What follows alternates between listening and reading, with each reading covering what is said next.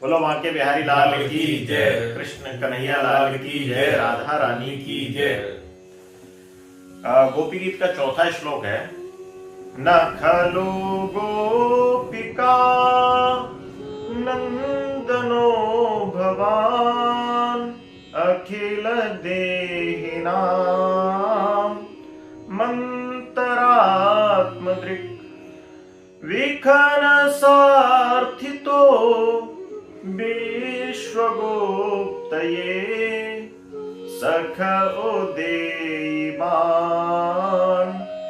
सात्वतां कुले। इसका अर्थ है कि हे परम सखा, गोपियां कह रही हैं, तुम केवल यशोदा के पुत्र नहीं हो, तुम क्या हो? समस्त जीवधारी, समस्त शरीरधारियों के हृदय में स्थित वो परमात्मा हो जो दृष्टा है। और वो परमात्मा अंतर्यामी है। दृष्टा यानी अंतर्यामी, आपके भीतर के मन की बात को। और तुम क्यों आए हो इस धरती पर? ब्रह्मा जी की प्रार्थना से विखन सार्थिते विश्वगुप्तये, वे ब्रह्मा जी की प्रार्थना से इस विश्व की रक्षा के लिए तुम परब्रह्म परमात्मा से श्री कृष्ण बनकर प्रकट हुए हो और इस सात्वताम कुल, इस यदुवंश में आपका जन्म हुआ है।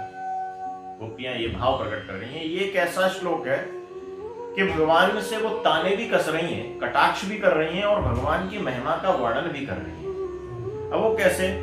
तो सबसे पहले आता है न खलु गोपिका नंदनो भगवान। वो कह रही हैं कि तुम केवल यशोदा के पुत्र नहीं हो, तुम समस्त जीवधारियों के हृदय में स्थित हुआ परमात्मा हो। तो गोपिकानंदन शब्द के कई अर्थ हैं। गोपिकानंदन शब्द का अर्थ है कि गोपियों को आनंद प्रदान करने वाला। एक तो गोपिकानंदन ये है, और दूसरा गोपिकानंदन यशोदा का नंदन। यशोदा भी तो गोपी है, तो यशोदा का पुत्र। तो गोपियां यहाँ पर भगवान में कटाक्ष भी कर रही हैं। वो कह रही हैं कि देखो, यशोदा के पुत्र होते तो तुम हमारी आंखों से ओझल नहीं होते, तुम हमें कष्ट नहीं देते। क्यों? क्योंकि यशोदा मैया ऐसी हैं कि थोड़ी सी कोई अगर परेशानी आए हम गोपियों पर भी, तो उनका वात्सल्य बरसने लगता है। वो हमारे कष्ट को दूर करने के लिए लालायित होने लगती हैं, मचलने लगती हैं।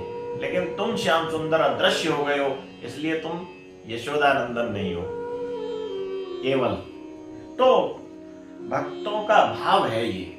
वो कहती है अखिल देहिनाम मंत्रात्मधिक, ये जो परमात्मा है, गोपियां कह रही हैं तुम समस्त शरीरधारियों के हृदय में स्थित वो परमात्मा हो जो निरंतर देख रहा है, दृष्टा है या फिर अंतर्यामी है। तो भगवान ने भी ये बात कही है कि मैं समस्त शरीरधारियों के हृदय में बैठा हुआ वह परमात्मा। भगवान गीता में कहते हैं सर्वस्य चाहम हृदय सन्निविष्टे, सभी प्राणियों के हृदय में मैं ही अवस्थित हूँ। और आगे गीता में कहते हैं ईश्वर सर्वभूतानां हृदय से अर्जुन तिष्ठति, ईश्वर प्रत्येक प्राणी के हृदय में विराजमान है।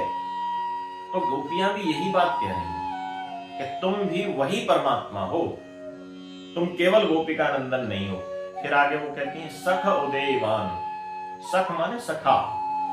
सखा वही कह सकता है उसको, किसी भगवान को सखा वही कह सकता है जो वास्तव में भगवान को जान गया हो या भगवान ने उसको अपना लिया हो, वही तो सखा कह सकता है। वरना किसी साधारण प्राणी की भगवान को अपना सखा कहने की औकात कहाँ है? तो सखा, जैसे हम मित्रों की बात करें तो सखा के, दो सखाओं के भीतर कुछ क्वालिटी होती है, कुछ गुण होते हैं। जैसे सखाओं का नाम साथ साथ लिया जाता है, जैसे कृष्ण और सुदामा। अगर सुदामा की बात करेंगे तो सुदामा के साथ कृष्ण का नाम अपने आप आ जाता है। तो ये दोनों सखा हैं। ऐसे ही भगवान गीता में, उसमें श्रीमद् भागवत में कहते हैं कि द्वा सुपर्णा सयुजा सखाया। ये जो जीव है, जीव का सहज मित्र है वो परमात्मा। एक ही वृक्ष पर दो पक्षी बैठे हुए हैं। एक कहीं ऊपर बैठा है जो दूसरे पक्षी को देख रहा है, और दूसरा जो पक्षी है वह उस पेड़ के फलों का रस आस्वादन कर रहा है, और वो केवल देखे जा रहा है। दूसरा, पहला वाला पक्षी देखे जा रहा है, तो वह केवल देखने मात्र से आनंद ले रहा है, यानी वो दृष्टा है। तो वो जो, और दोनों सखा है। तो यहां पर वेद व्यास जी ने जीव का नित्य सखा भगवान को बताया है कि द्वा सुपर्णा सयुजा सखाया। जो जीव है ना, इस रस का भोग कर रहा है, ये जो जितना भी संसार में जितनी भी भोग्य वस्तु है उनका भोग कर रहा है, और वो ऊपर से देख रहा है परमात्मा। तो जीव का सहज मित्र है वो परमात्मा।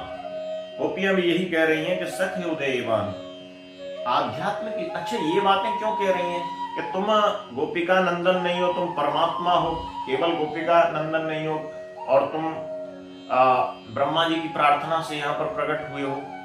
क्योंकि गोपियों को इस बात की अनुभूति हो गई है, भक्ति मार्ग में वो इतना स्तर उनका ऊपर उठ गया है, इस बात की अनुभूति हो गई है। ईश्वर को देखना है तो अज्ञान को अनावृत करना पड़ता है। तो गोपियों का ज्ञान प्रकट हो गया है अज्ञान को अनावृत करके, अज्ञान का पर्दा हटा करके और ज्ञान प्रकट हो गया है। इसलिए वो कृष्ण का वास्तव में, भगवान श्री कृष्ण को वास्तविक रूप दर्शन कर रही हैं। वो कह रही है तुम केवल गोपिका नंदन नहीं हो, तुम कौन हो? परमात्मा हो। और किस लिए आए हो? कि ब्रह्मा जी की प्रार्थना से इस विश्व की रक्षा के लिए तुम उत्पन्न हुए हो सात्वताम कुले यदुवंश में। गोपियों का एक दूसरा भाव ये भी है, सख उदयवान। ख जो शब्द है वो होता है आकाश से। देखो, मैंने पहले ही कहा था कि गोपियां यहाँ दो बात कह रही हैं, एक तो कटाक्ष भी कर रही हैं भगवान पे, और भगवान की महिमा का वर्णन भी कर रही हैं। अब तक भगवान की महिमा का वर्णन हो गया, अब वो कटाक्ष करती हुई कहती हैं ख का अर्थ होता है आकाश। तुम आकाश से उदय हुए हो, आकाश से नीचे धरती पर आए हो। तो इसका मतलब ये हुआ कि तुम धरती के प्राणियों के दुख को नहीं समझ रहे हो, यानी हमारे उस विरह को नहीं समझ रहे हो जिसके लिए हम व्याकुल हैं। तो तुम क्या हमारी रक्षा करोगे? तो इसलिए वो कहते हैं कि तुम धरती के होते या यशोदा नंदन होते, तो यशोदा नंदन होते तो फिर यहाँ की अपनी ब्रज गोपांगनाओं या अपनी सखाओं, हम भी तो आपकी सखा ही हैं, क्योंकि हम आपको जान गए, इनका दर्द तो समझते।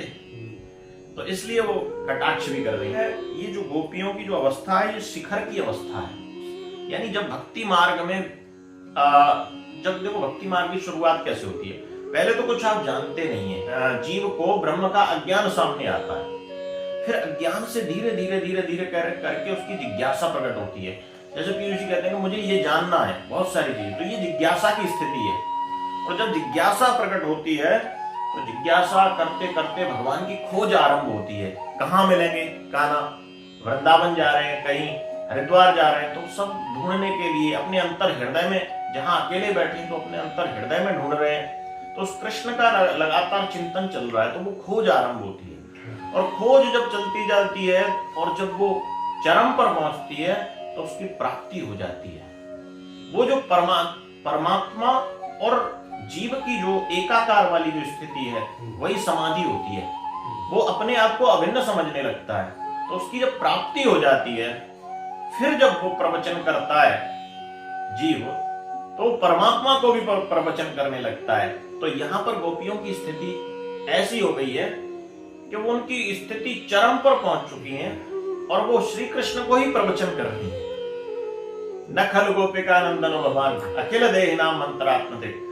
तो विखन सार्थितो, तुम कौन हो? विखन यानी Brahma ji.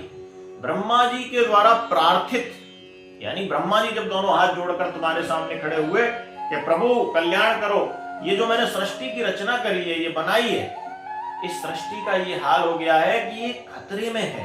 My entire creation is endangered. मेरी ये जो संपूर्ण सृष्टि है ये खतरे में है, अब आप ही को प्रकट होना पड़ेगा। ये अत्याचारियों के कारण ये संपूर्ण पृथ्वी से धर्म नष्ट हो रहा है, आपको प्रकट होना पड़ेगा।